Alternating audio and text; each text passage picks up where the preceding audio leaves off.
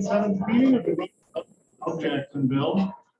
For our Zoom members, we're happy that you can join us. Please remember to mute yourself and submit any questions or comments via chat, or unmute yourself and let us hear from you.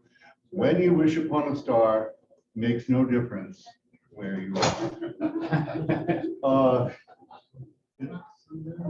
Charlie's mom. A minute ago, we had Charlie with us. Is he still there?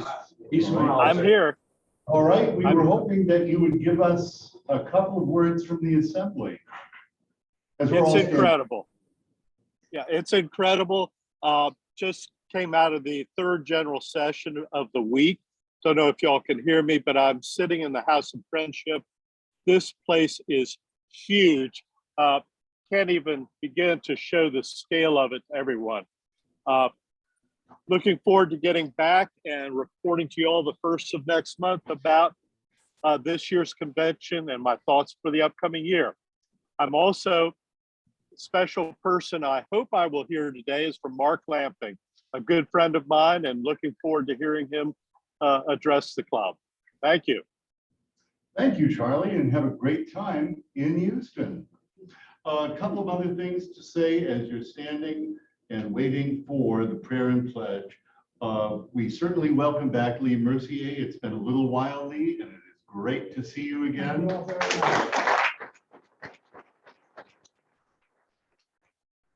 And I'll mention Dr. Webb as well, and our thoughts and prayers as they go out for your son as he recuperates. Thank you to our greeter, Stephen Jones, and the prayer and pledge today will be given by Greg Anderson.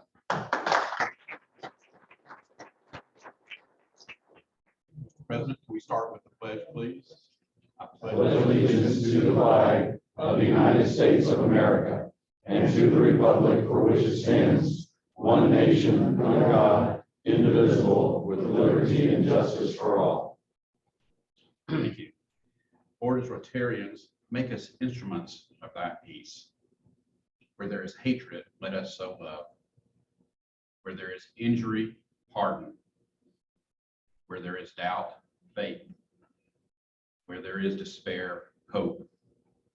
Where there is darkness, light. And where there is sadness, joy. Amen. Amen. Thank you.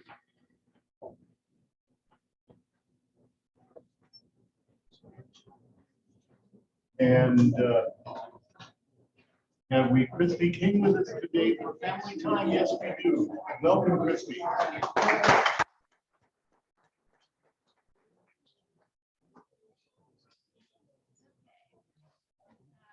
Just a few birthdays. Past President, past District Governor Mike Barrett, and past President Jim Shelton are both celebrating their birthdays on June 8th. President-elect Charlie Coker celebrated 5 years with Rotary on June 6th. And for wedding anniversaries, Taylor and I celebrated our 7th anniversary on June 6th. You're here. Thank you.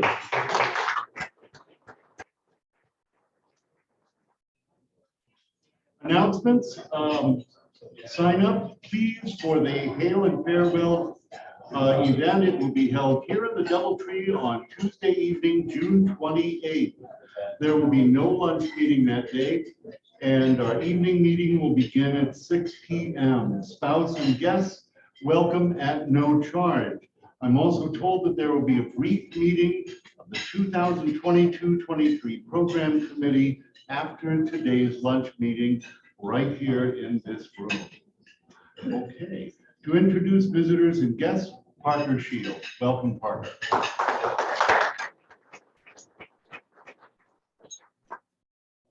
Thank you, President. So Patty informed me that we actually don't have any guests today, but I believe we have a new member, President. Oh, we do have a guest. I'm sorry. And we have Chris Roberts.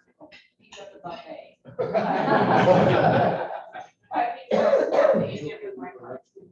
Excellent. Well, let's all welcome Chris Roberts.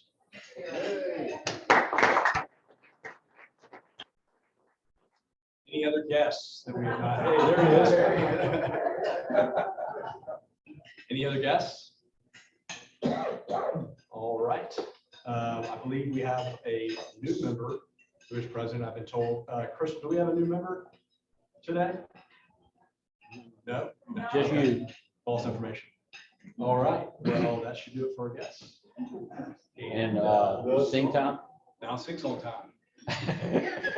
All right, you all please rise. And join me in our welcome.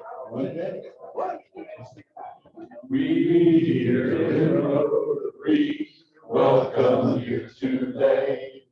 So glad you came along, glad you came our way. Our hand of fellowship is yours, sunshine or in rain. We here in Rotary say welcome, come again.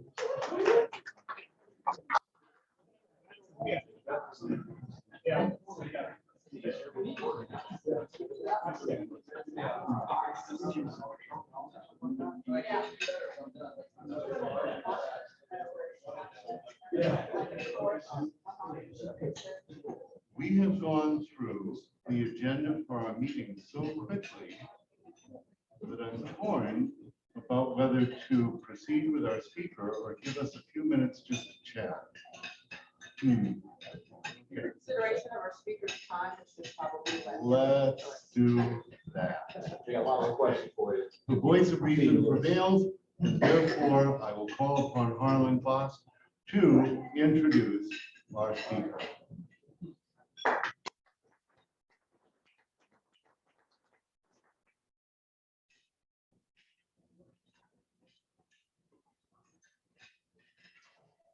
Good afternoon. It's my pleasure to introduce today's speaker.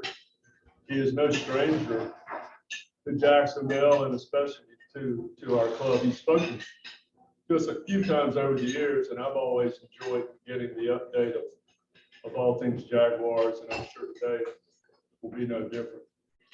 Jaguars President Mark Lampy is here today. He joined the Jaguars in 2012. He's had a very interesting sports management career, including 14 years with the St. Louis Cardinals.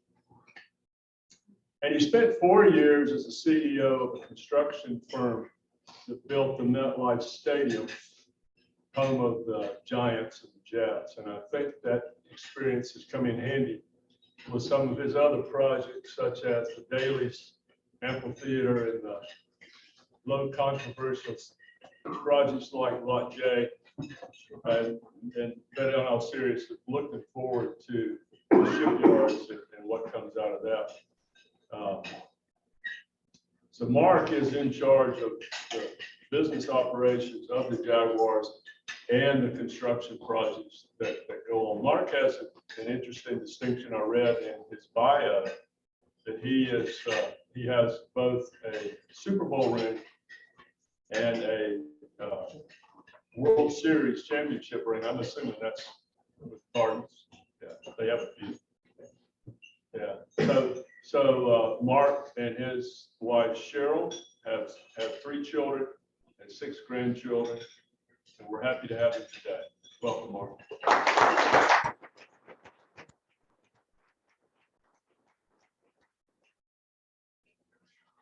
Well, thank you very much. It's my pleasure to be here once again and say hello through the magic of Zoom to Charlie in Houston.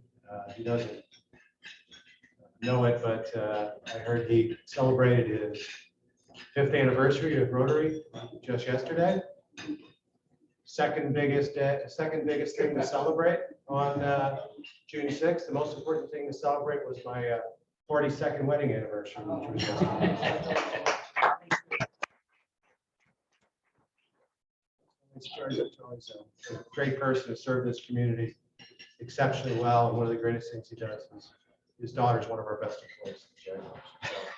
So, thanks for the invitation. I really appreciate it. Rotary has a very special connection in this community. This is a very strong market for Rotary, as you all know. I don't have to remind you of that. I've probably spoken at most of the Rotary chapters throughout the region, and always like it when the commute is very short. So I'm always ready to show up. If you're you have a speaker that doesn't show up and you give me 5 minutes, I can rush over. So, but thank you very much again. And thanks as I look around the room. I know there's quite a few Jaguar season ticket holders that are here and many fans of the team. So thank you very much for your support over the years. I'm from St. Louis and had a firsthand opportunity to witness how Jacksonville became a NFL city, which if you do the history, which I'm sure many of you do, no one thought Jacksonville was going to be awarded an expansion team. Talked to all the people that signed up for club seats and suites, and they said, well, you have to make a deposit because if we don't do that, there's no way we're going to get a team. But don't worry about it. We're not going to get a team. You're not going to have to come up with the money until they did the direct deposit the morning after that the team was awarded. So people probably enjoyed spending that money as well as any they have over the years. But St. Louis was supposed to be awarded an expansion franchise that year. They had narrowed the field down to, I think, just 3 cities. I think Baltimore may still been in it, but the favorites were St. Louis, Charlotte, and Jacksonville was just sort of out there. And if you recall that, they awarded Charlotte, and they were supposed to award both teams. They said, well, we're going to wait another 30 days to give St. Louis another 30 days to get their situation straightened out. They had a change in what the ownership structure was going to be, and ultimately, I don't think this really is any secret. They actually tried to recruit Wayne Weaver to join the St. Louis expansion effort. Wayne has ties to St. Louis, but it's Brown Shoe, which is based in St. Louis, and Wayne said, no, I'm going to stick with my good friends down here, including his brother. And against all odds, Jacksonville was awarded an NFL expansion franchise, and the community has supported it exceptionally well every day since then. And I know I'm really, really happy that there's a team here in Jacksonville, but for that, I wouldn't have the great opportunity to call this home. So I have a lot of ties, some of them not the most direct to this community, but it's such a wonderful place. We've been here for 10 years now. My wife and I, it is such a well-kept secret what this community is all about. And I had never really spent any time in Jacksonville before I got the job here. I'd been to Amelia Island a couple of times, but not Jacksonville proper. And you have to get down here to really fully appreciate all the significant qualities that this region possesses. You obviously have the natural resources. You have great infrastructure throughout the community. Highway infrastructure is really, really good. It gives you an opportunity to get to so many great places within just a few hours drive. The healthcare infrastructure is perhaps some of the best in the country. You have a community that has three really, really strong hospital systems, and on top of that, you've got Mayo, and you have the Baptist Alliance with MD Anderson. If you're going to get sick, this is a pretty good place to get sick. And I do have friends who have actually relocated here just because of the proximity to the healthcare.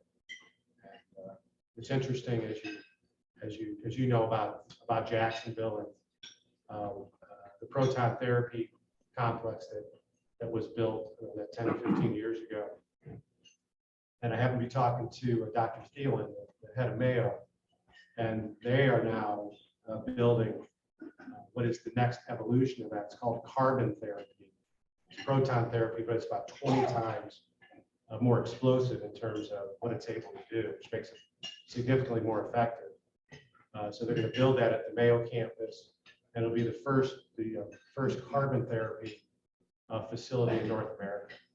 So that's right here in Jackson. So a lot to be proud of, beaches and the river. And even with all those great things, the strongest aspect of this community is the people. You all are wonderful to outsiders. You're wonderful to people who relocate here. I guess About half of us who live in this region are not from the state of Florida. So many of you that you interact with have been through the same thing. I think that's why people who move here are treated so kindly, which is not the case in every community across the country. So Jacksonville is a great place. Couldn't be happier with the people. We're in the midst of a lot of activity with the football team. I do not oversee what's happening on the field. I'm happy to answer any questions you might have on any subject when I get done. And I'll try to save you some chit chat time at the end. If you'd like. So we're in the midst of a lot of activity right now. Really believe that at least in the 10 years I've been here, I don't think that there is as much momentum in terms of development throughout the community and particularly downtown. And it seems as though for the first time in a long time, there's a real consensus as to what's needed, particularly in downtown as it relates to investment in infrastructure to keep up with all of the development interest. And the infrastructure is really important. So that's the streets, the sidewalks, the river walk on the south bank, green space and parks, investment in traffic patterns and things like that, making sure the bulkhead is strong, investment in city-owned marinas and things like that. But it seems like for the first time, there's a real consensus as to what that plan should be, and that's a great thing. Because what we don't need is the museum people fighting with the park people, fighting with the developers, because it tends to stop everything when you have that. And we certainly believe, and I think the park constituency and the cultural constituency, I think everyone feels pretty good about where we are right now in terms of striking the right balance of providing citizens with great green space and at the same time trying to give the opportunity for more people to live, work, and visit downtown. So we're in the midst of a big project right now, several big projects. The first is a sports performance center, which will be driven by the stadium. And of course, in the past several months, you can see it's under construction right outside the stadium. It'll be the new home for the football team Monday through Saturday. On Sunday, they'll move into the stadium. Since the inception of the Jaguars here in Jacksonville, the football team has operated inside the stadium. And what's happened over time is the facilities are really lacking, not only in terms of space and size, but just the types of services that you need to be able to hopefully maximize the productivity, the development of players. And so that project will be complete by the end of June next year. And the team will move in, which will be freeing up a lot of space inside the existing stadium to be used for other purposes to really focus on improving the fan experience for our customers when they come to the stadium. Obviously, the best way we can improve the customer experience is to win more football games when people come to the game. But hopefully that's happening as well. I can tell you, Doug Peterson's been our new head coach. It's been absolutely awesome. He is a remarkably normal person.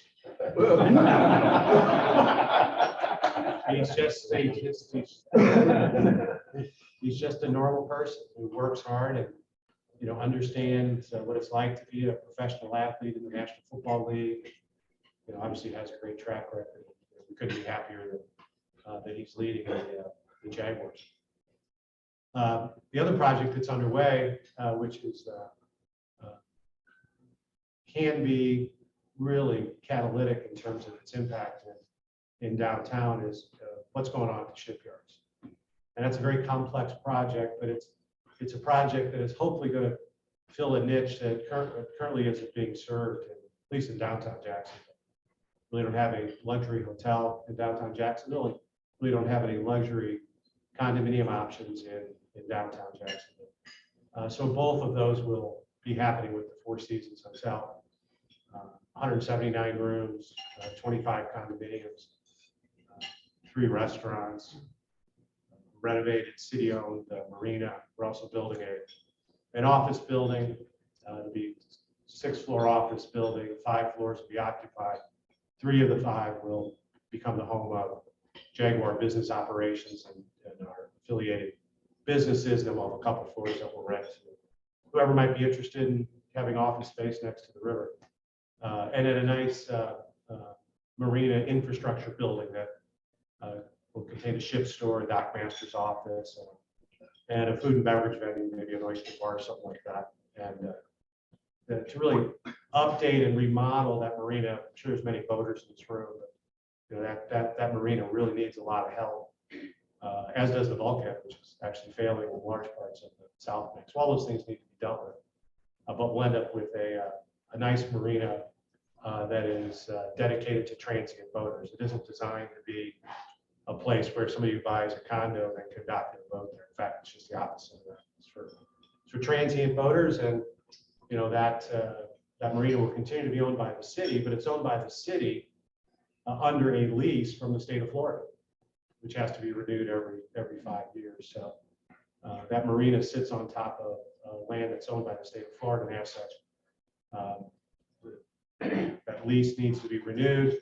And there are certain restrictions on that lease, such as you can't have a boat come in there and park for more than 72 hours. So people that are worried about losing a place where people like to park their boat if they're going to Jaguar games or Florida Georges or Georgia Florida when it's really crowded. That's for you, Greg. And that's not going to change. In fact, we don't want it to change because the key with the Four Seasons is not just 179 rooms that hopefully will be occupied. It's all the other services, the restaurants, the world-class spa.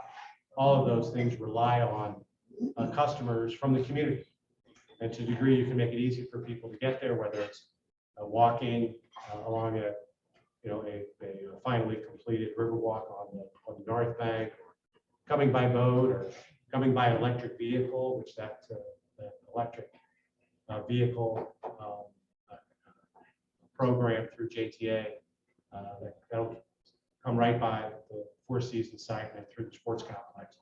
So I'm really excited about that project. What we're not excited about is the cost of that project. It's been crazy. Anyone who's in the construction industry or the development industry knows that things are really overheated right now.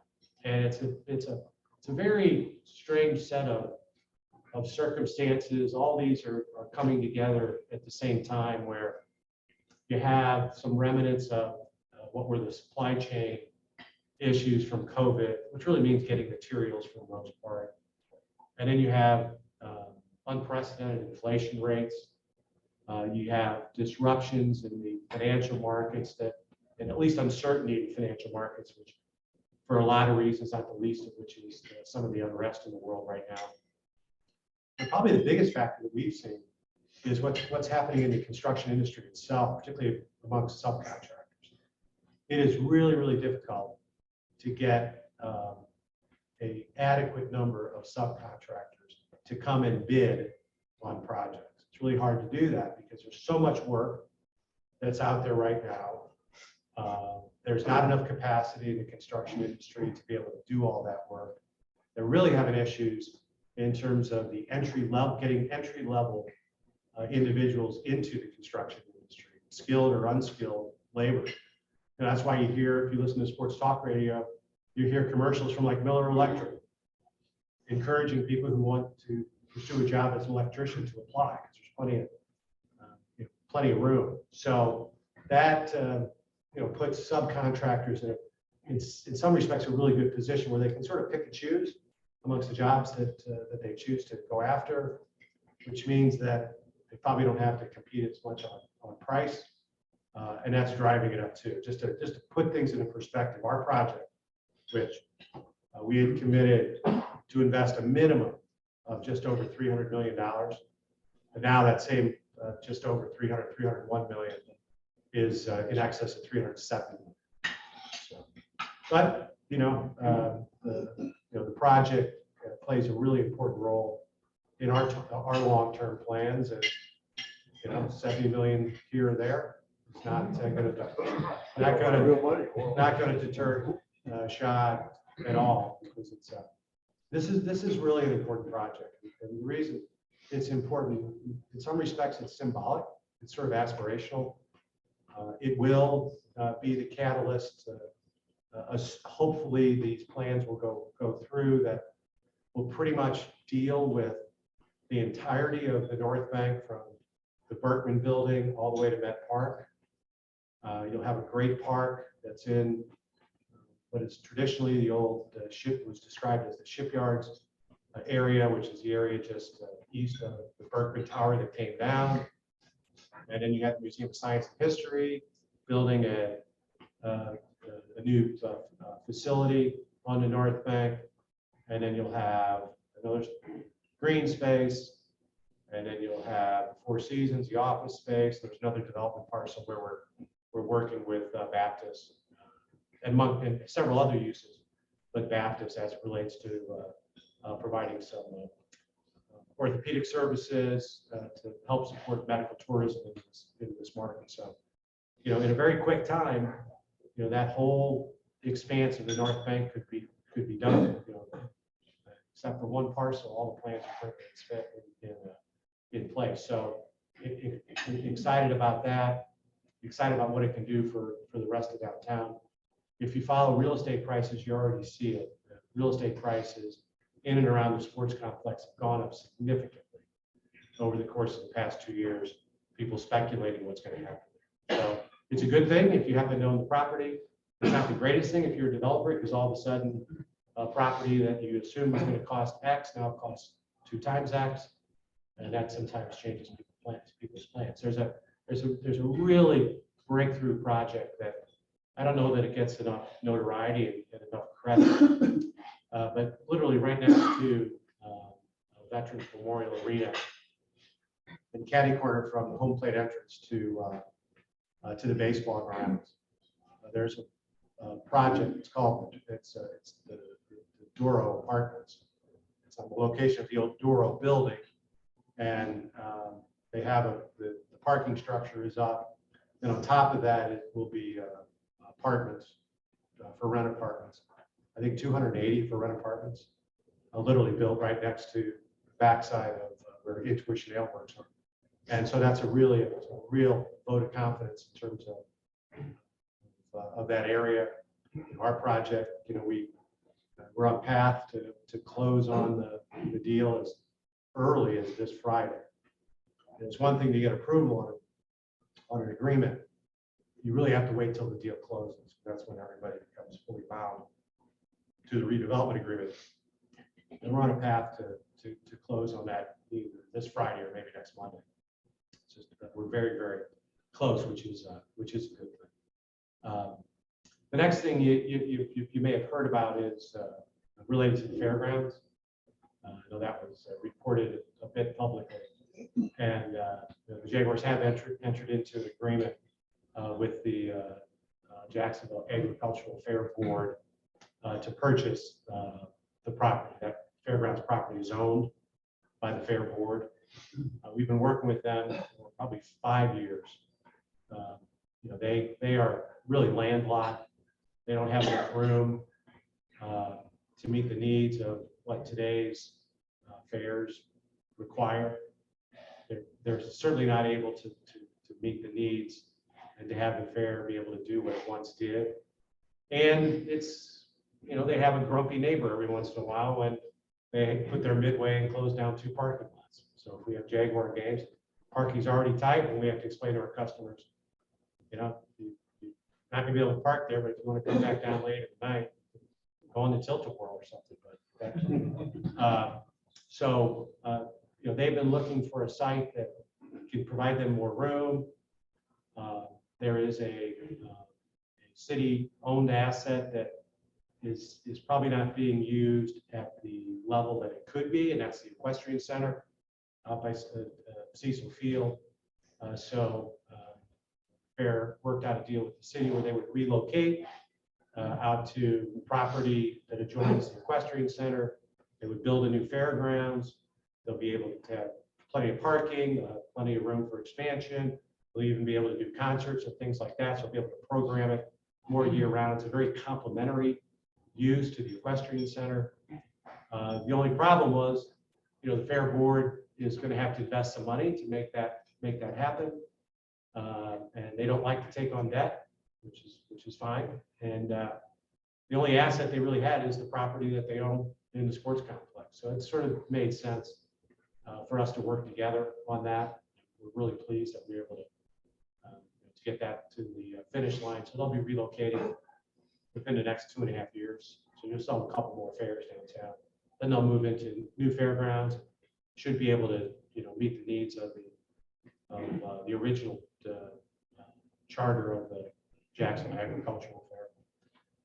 And then it'll help us from the perspective of there's a lot of buildings on that property. We'll tear the buildings down. We'll convert it to surface parking. And right now, about 850 cars can park on the fairground site. And we'll be able to get to about 1,600. So it's be adding parking. And then we'll see what happens, long term. Wait to see what the highest and best use of that property is, but it'll certainly be used as surface parking in the interim. If there's any development that might follow. The big project is, how do we make sure that we've got a stadium that'll meet the needs of our fans, of other stakeholders like University of Georgia, University of Florida, the Gator Bowl, concert promoters, and the Jaguars. Jaguars are the primary tenant of the stadium, but we're not the only tenant. So it's important that whatever happens with that facility meets the needs of all the various stakeholders. And we know that the current stadium certainly will not be able to meet the needs of all of those stakeholders for for next 20 years or so. No one really disputes that. So the question is, how do we make sure we've got a stadium that meets the needs for everybody for an extended period of time? I mean, our goal is pretty simple. Make sure we've got NFL football here in Northeast Florida for generations to come. And there's a few things that are really key to that. Well, first, we need to do our job in terms of football team. But we also believe that there's a real tie to how downtown does and the stability of the football team. If people are more willing to visit, more willing to work downtown and visit downtown, that all helps the football. It helps everybody downtown. It really helps the football team. And then we obviously need to have a solution on the stadium. So we've been working with the city over the course of the past 2.5 years. We've made great progress. We're at the point where, through some great work that the Haskell company did in terms of doing a full assessment of the current stadium, we believe that the stadium can be renovated versus having to build a new stadium. That's good news because it's a lot cheaper to renovate than to build new. And we're going through the process now of trying to identify what the needs are. I'm sure many of you, if you're Jaguar season ticket holders, probably received a survey in the mail. We sent out about 80,000 surveys. We've got a lot of feedback back, pretty consistent with what we thought we would receive.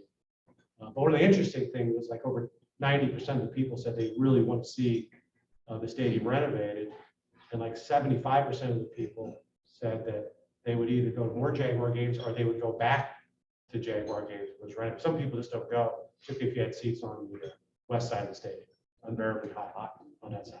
And it was interesting in terms of what our fans want out of the renovation. It's very similar to what they've been telling us over the years.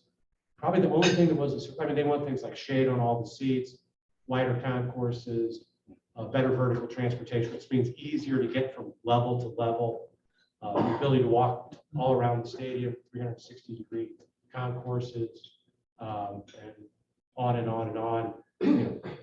Have the systems be such that there's very little wait lines to get in, very little wait lines at the concession stands, no wait lines at the restrooms, all those types of things that was very predictable that our fans would want. The one thing that was interesting though, is that a high percentage of our fans not only wanted to be in the shade, but, oh, that's the office thing. The office.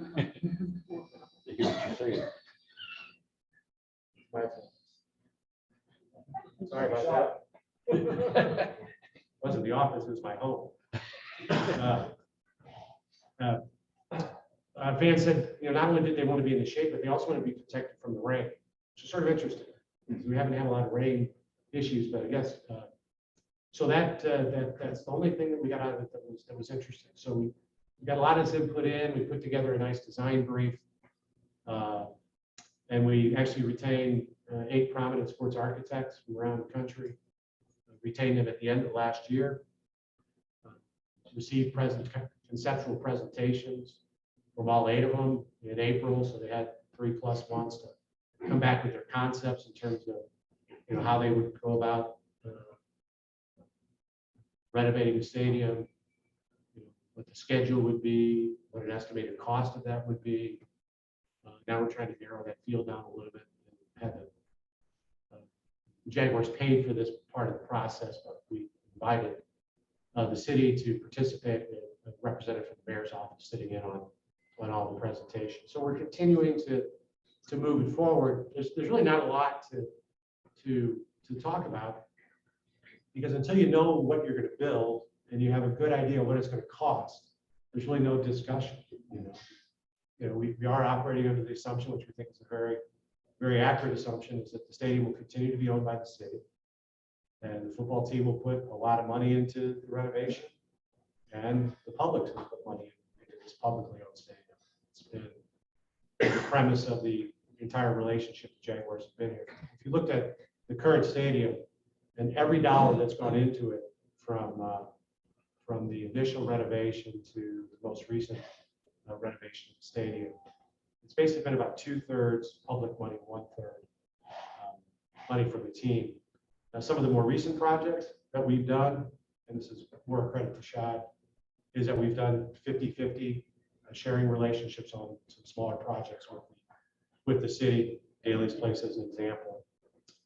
New practice facility, both of those that the city continues to own. But both of those now, we paid half the construction cost. And now we take full responsibility for maintenance and operating costs going forward, which is a good thing for the city. That's one of the unknowns right now with the existing stadium. There's big repair and maintenance needs in the current stadium. And it just doesn't seem to make sense to be dumping so much money into a stadium that is just going to take it from being well below average to a little less below average. So that's just, I don't think anybody really disagrees. And you're seeing it across the entire country. Jacksonville is not an outlier having to deal with this. In fact, we're like the last team. There's no team.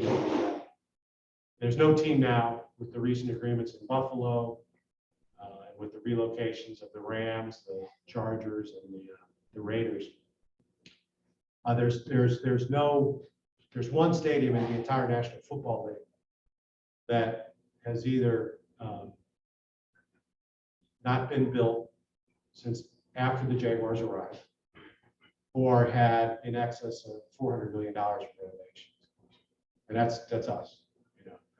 We had the state of the franchise presentation, so we've been talking about getting ahead on the stadium issue for quite some time, because that's what you have to avoid problems. You have to get ahead of the issue. I think everybody understands that. And we had this little inverted triangle with all the new stadiums up top and the renovated stadiums down the bottom. We had the most recent time we had it, you had 2 logos in there. You had the Bills and the Jaguars, and now the Bills have come to an agreement with the city of Buffalo on a new stadium up there. So that's a big project. It's again, it's not something that's going to be happening anytime soon, but we've been putting a lot of work into it. Cities work really in a very collaborative fashion. And then once we come up with a plan, then the most important part of that is to get out into the community and start sharing that plan. And get people's input, get their feedback, listen to what they have to say, modify the plans appropriately. And a very similar process we went through with the shipyards, where we had 18 community, we call them community halls, 18 community meetings, got great feedback, and then used that feedback to modify our plan. And unfortunately had a successful conclusion to that process. So that's an update on all things business with the Jaguars. We're obviously excited about this season. But if anybody has any questions, if you have any questions on football, I'll do my best to try to answer. Yes, sir. Clearly, Shad Khan has gotten a fantastic return on his investment. You believe the city has gotten a good return on its investment, realizing that it's not all monetary. Right to the city. So you're, just to make sure I understand, you're calculating Shad's return based on the increase in the value of the franchise? Absolutely. Okay. that's fair when you sell it. Because I think all of us have gotten a great return on our home over the course of the past 18 months. It doesn't help us pay our mortgage. So, you know, if that's true, when Sean sells, Sean has no interest in selling, and his kids have no interest in selling. Now, truth be told, you know, just like with your house, the only thing that my house has increased in value, no question. What does it allow me to do? Probably borrow more money against my house. Okay, that's what it does. Fortunately, it's homestead, so it's not costing me more in real estate taxes. Those people that don't have their homes homesteaded, the cost of it, the appreciation. So I'm not making light of questions. Very, very fair question. But that is to be judged when the team is sold. Okay, and the ability to go out and borrow money. Unlike what we can do with our homes, the National Football League has strict requirements in terms of the maximum amount of debt that a team can have. So we can't even Sean can't even leverage up the team like he should, because the interest rates were so low. You know, I think that the maximum amount of debt on the franchise can be that's actually pledged against the franchise is $350 million. So you know, anyway, so let me finish it. Has the city gotten its return? You're at, you know, I'm going to say yes, but that's really not for me to do. But I think these are the things that should be evaluated. You know, does it create jobs? Does it facilitate events? Does it improve the quality of life in the community? Does that improvement in quality of life lead to attracting more jobs? And then the other side of that is, at what cost is that? So that's the balance. And you can buy an opinion from any economist in the country that will say it's the greatest deal in the world for the city. To professional sports teams don't mean a darn thing to any city, you know. And you know, I've grown up in this business, and I obviously have been through a lot of these public debates, and there's quality arguments on both sides. How did St. Louis feel when they lost theirs? St. Louis lost their first NFL team, the St. Louis Cardinals, to Phoenix. They could have kept that team, but for some infighting between the city of St. Louis and St. Louis County. And then they won it, and then they went and built a 100% publicly financed dome stadium, and gave a lease to the then Los Angeles Rams to relocate to St. Louis. So that was the government doing that. So they felt having an NFL team was really important. Fast forward 20 years, they lose the team, you know. They would love to get a team back there. They've been burned twice in St. Louis. You know, so, you know, would San Diego like a team given a chance? Would Oakland like a team given a chance? Would St. Louis? All of them would like to, but at what cost? That's The reason I brought it. yeah, it's very fair question. Yes, sir. Would the new roof on the stadium be retractable, or? You know, we've got concepts of both. Now, what has changed in terms of these roofs? They're generally cable supported, so they're very lightweight materials, almost translucent materials. And in our particular case, this would not be a climate-controlled stadium. It would be an open-air stadium that happens to have a roof, which is like SoFi, or the Rams Stadium in Los Angeles, or the Super Bowl. That's covered, but it's an open-air stadium. So we saw some that are retractable. You know, one of the things about retractable roofs is it's introducing more mechanisms and things like that. You know, you don't want to be stared. You know, this is Florida. You want to be able to have some experience with what's above you. You can have a very translucent roof. It needs to have some fritting on it to make sure you get the shade. My guess is it would not be retractable.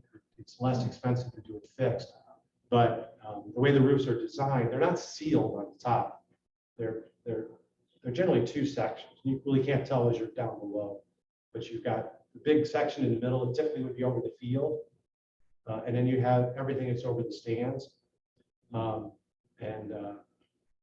The separation between those is 6 or 7 feet. The reason that's important, so all that hot air that finds its way to the roof has a way to escape. And there's some engineering, so everybody knows in here, it's called a Venturian effect or something like that, that as that cold air comes in and the hot air goes out, it actually creates a breeze. So that's the concept. So you'd be able to keep the natural grass. That's what that was one of the requirements. Now, if we can, it hasn't been done yet. It hasn't been done in the Dome Stadium, with the exception of those fields that roll out and then roll in on game day, like Phoenix is that way, Oakland is that way.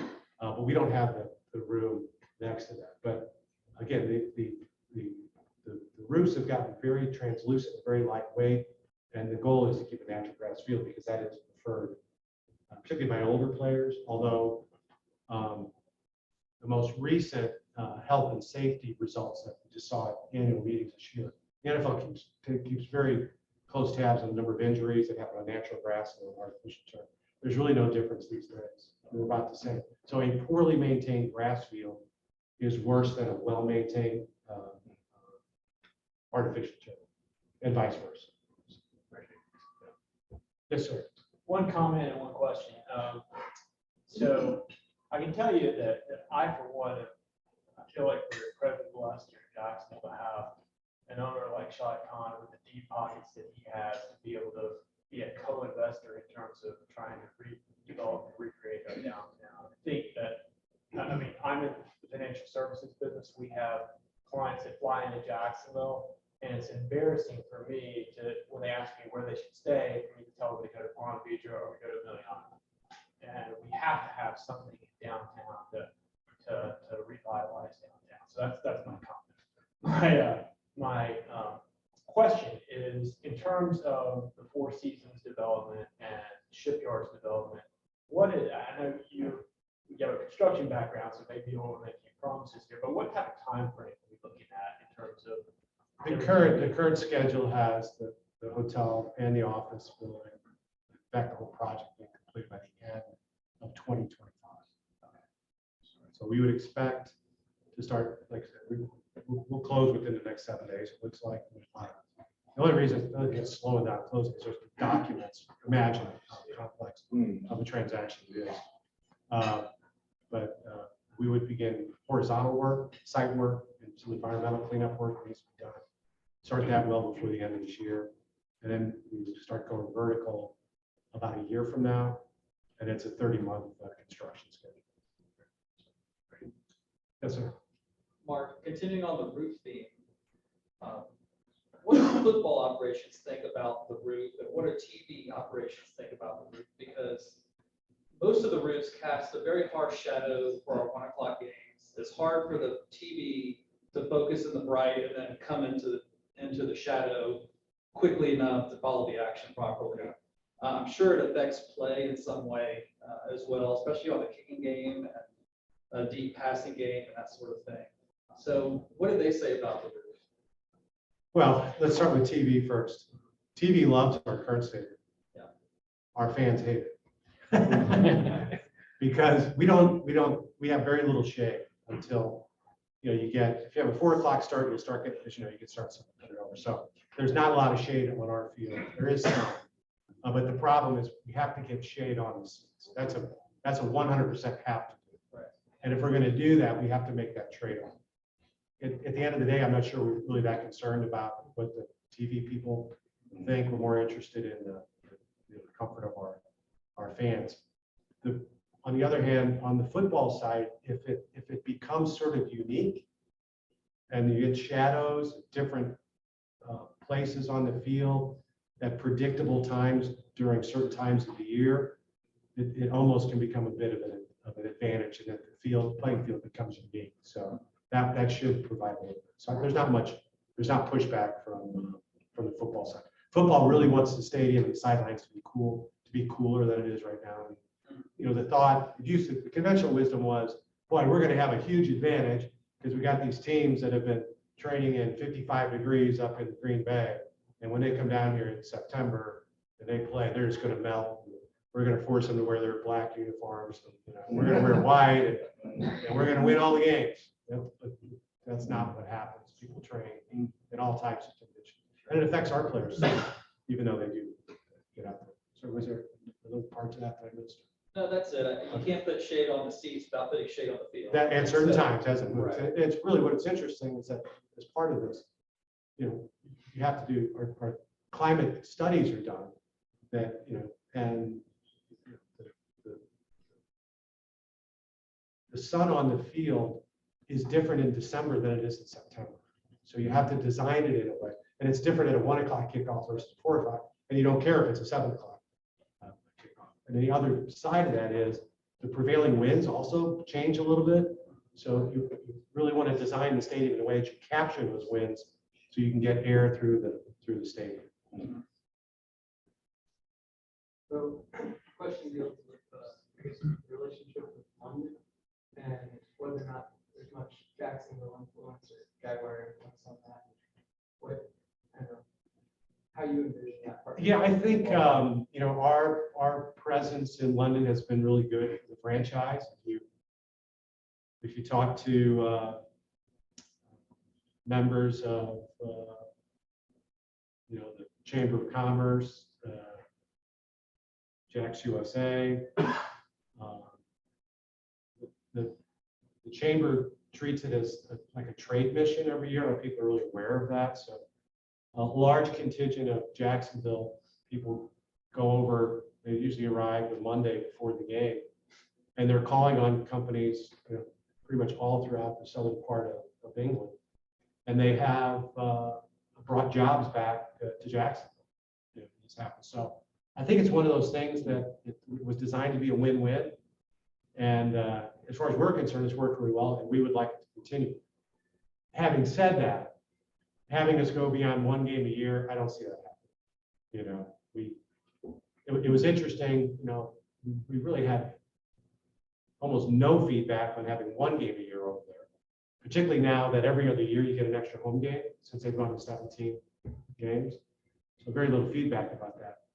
When we talked about taking a second game over that, we didn't hear from the majority of our fans, but we heard from a very, very local, very, very vocal minority percentage of our fans, and we're very emotional about it. And I would say we probably miscalculated what the reaction was going to be. And, to that extent, I don't see that necessarily being a part of our future plans. But playing one game a year over there, I know it does great things for the Jaguars. Many people with the city, with the chamber, believe it does great things for the city. I can tell you, it makes it easier for us to retain employees and recruit people to come join us in Jacksonville, because it makes the job so much more interesting in terms of people. They have a chance to be working on something international, just as Shad's ownership of Fulham Football Club.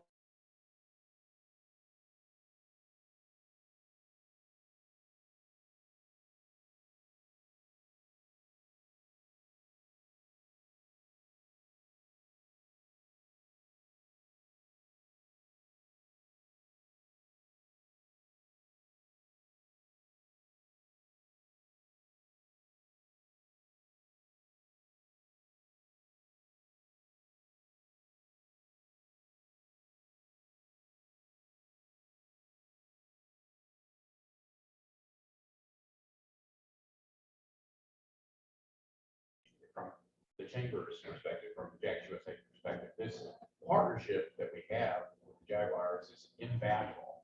I don't know how to quantify it other than to say when we're in London, we are warmly received while we're there.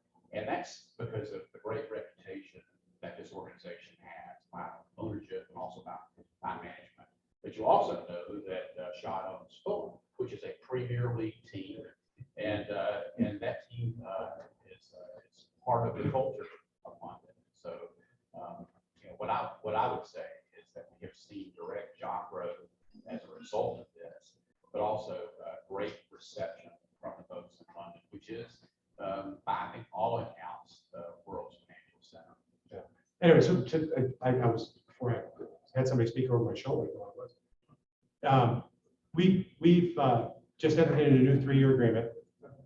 The games are going to be all played at Wembley, and for the first time, the Jaguars will be 100% responsible for the operations over there. In the past, the league took care of that. We just showed up. Now we will have all the same responsibilities as we do for the games here in Jacksonville, which gives us the opportunity to control costs and control revenue and have the game presentation be exactly what you can see here in Jacksonville. That's a big change. In fact, we had to reorganize a bit over there. So we will learn a lot over the course of the next 3 years. Does that start this year? It starts this year. So I mean, right now All right. we've got, before I left here, I was getting an update on our ticket sales for our game this year, and years past, I didn't care. Now we do. Yes, sir. Recently was in London and toured Tottenham Hotspur's new stadium. They have a whole locker room dedicated to an NFL team and separate for the Tottenham Hotspur's team. Yeah. Plus, they have the capability, obviously, of transforming the pitch from soccer to football.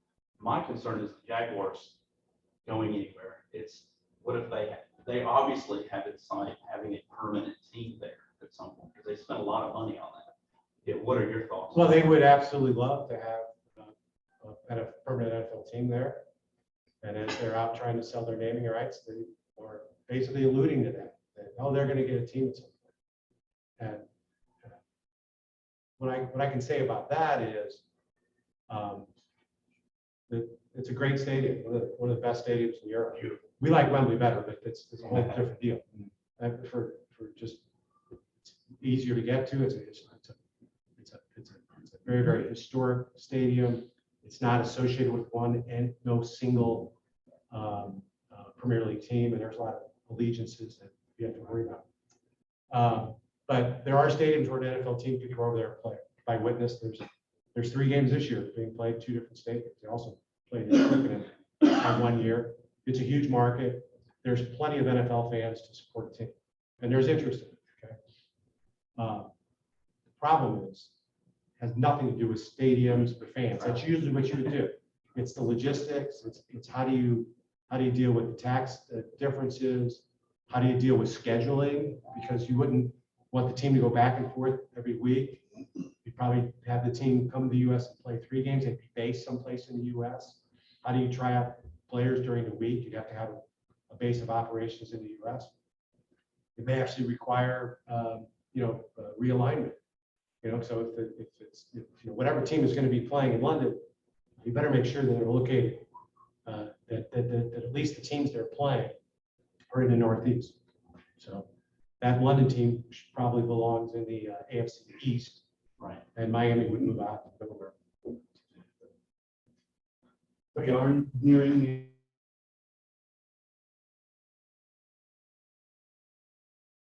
the bar program that's going in, and why the Jaguars aren't supporting more local distilleries and breweries.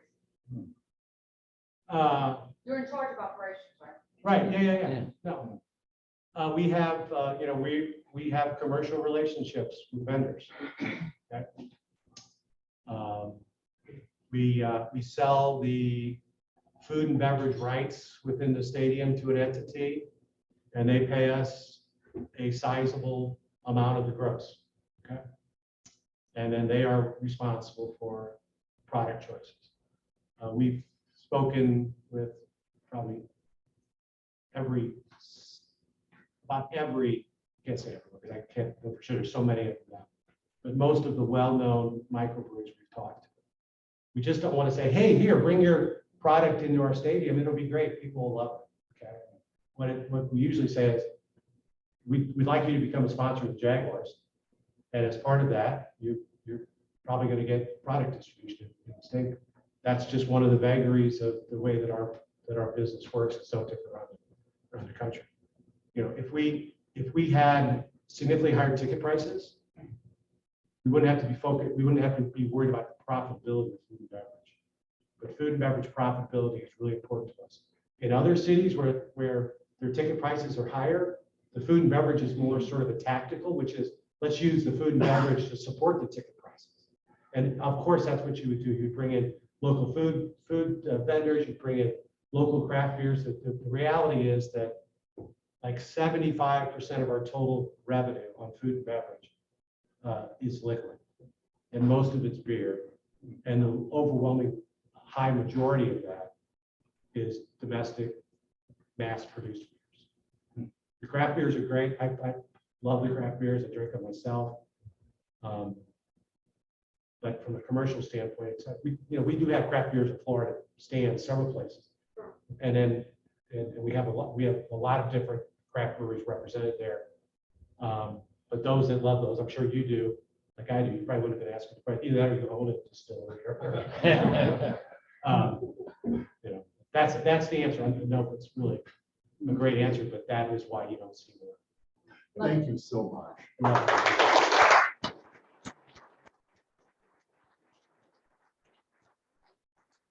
We managed to take all of your allotted time, and we're very grateful to have it. I got you back off schedule. I say, this certificate is a reminder that in your honor, we've made a donation to the Rotary Foundation for the eradication of polio, and we are very grateful. Thank you. For this today.